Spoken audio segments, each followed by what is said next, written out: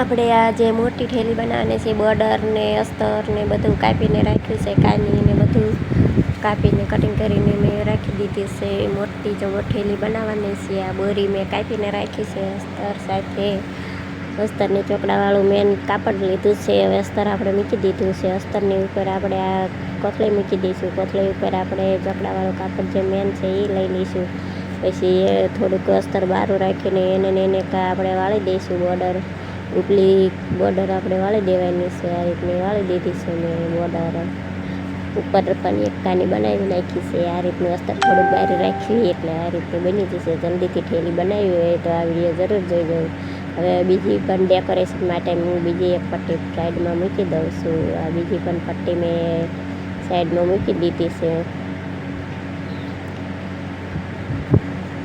બીજી પટ્ટી સાઈડમાં આપણે મૂકી દીધી છે. આ રીતની સિલાઈ ધાર ઉપર એકદમ મારી દેવાની છે. પછી ત્યાંથી વળીને બીજી ચારે પરની સિલાઈ મારી દઈશું. તમારે સરસ મજાની દેખાવવાળી થેલી બનાવી હોય તો આ રીતની બોર્ડર મૂકીને પણ તમે બનાવી શકો છો.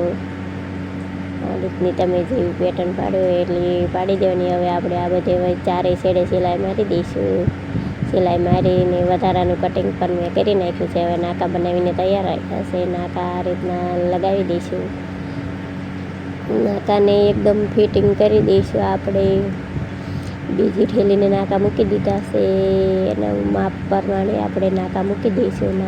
નાકા મુકાઈ ગયા છે. હવે આપણે બોર્ડર મૂકી દેવાની છે. બોર્ડર ઉપર કાનીનું કાપડ પણ મૂકી દેવાનું છે. એક સાથે જ બધાની સિલાઈ મારી દેવાની છે આ રીતની.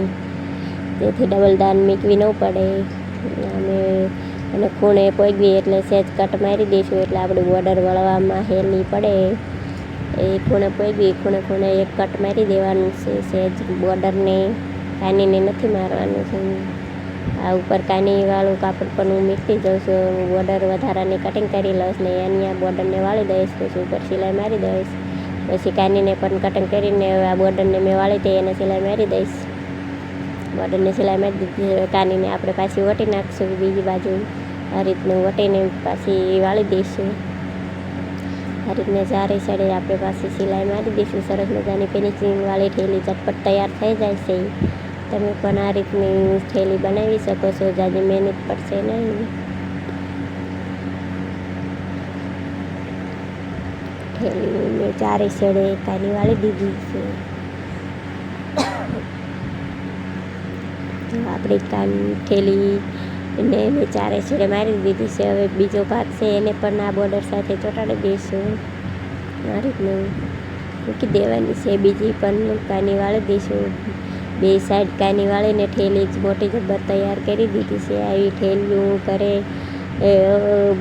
નવે આ ડિઝાઇનની બધા કલરની બનાવું છું.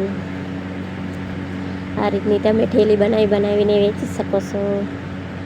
થેલીઓ તમારે જોઈવી તેવી નાની ને મોટી બધી મળશે અને બધી અલગ અલગ પેટર્નની મળી રહેશે. આ રીતની થેલીઓ બધી બનાવી નાખવાની છે આપણે. સરસ મજાની ફિનિશિંગવાળી એક પણ દોરો ન નીકળે. એવી થેલી બનીને તૈયાર થઈ ગઈ છે.